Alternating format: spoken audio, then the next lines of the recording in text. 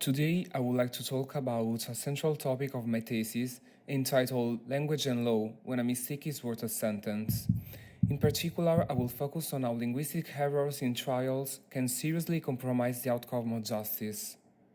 First of all, it's important to understand that legal language is not everyday language use, but an highly technical and codified system. Its specialized vocabulary, Latinism, and complex syntax, everything is designed to ensure precision and regulatory rigor. But these very characteristics, if not properly understood or conveyed by translators and interpreters, can become a real obstacle, especially in the context of legal proceedings. In order to understand just how essential accurate linguistic mediation is, let's look at two emblematic cases.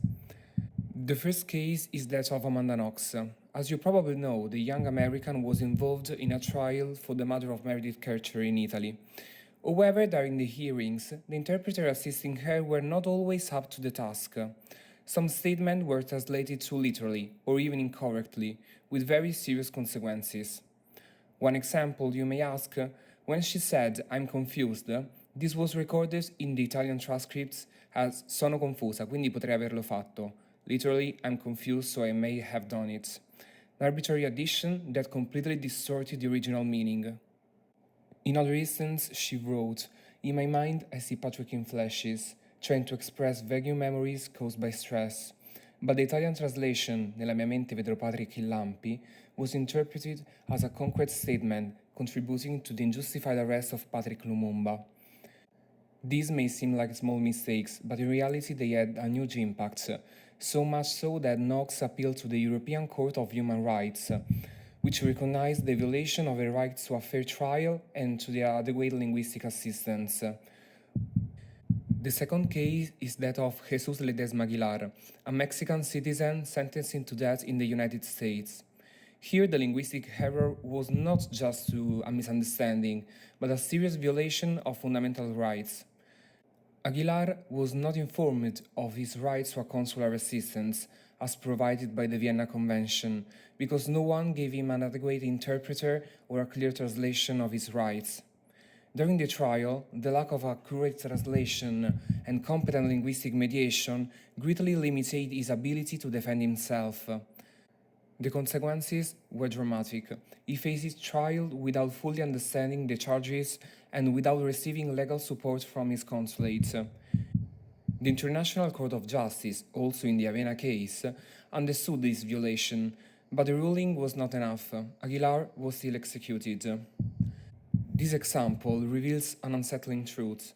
Incorrect communication in a trial is not a minor detail. It can change the course of someone's life. A mistranslated word, an unqualified interpreter, a poorly rendered expression, all of these can become a weapon against the defendant. In both cases, and more broadly in juridical settling, it is essential to remember that the role of the interpreter and translator is not to modify, embellish, or judge what is being said, but to convey the message faithfully, fully, and clearly, adapting it to the target language only as much as needed to preserve the original meaning. Even when dealing with statements that may not agree with, or that are ambiguous, controversial, or culturally distant, linguistic mediators must maintain neutrality and detachment, avoiding being influenced by personal opinion or emotion. Any intentional alteration, even if well-intentioned, risks undermining unfairness of the trial and violating the rights of those involved.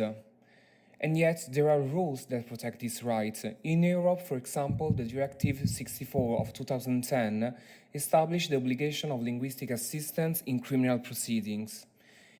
In Italy, the Code of Criminal Procedure provides safeguards for those who do not speak Italian, but in practice, these protections are often not enough. There is the lack of specific trainings, uniform standards, and quality control for interpreters. That is why it is essential to recognize the role of linguistic mediation, not only as a support, but as a tool of justice. Only then can we aspire at a truly fair legal system, where no one is convicted simply for not being understood. Because in the end, justice, if it doesn't speak the defendant language, cannot truly be justice.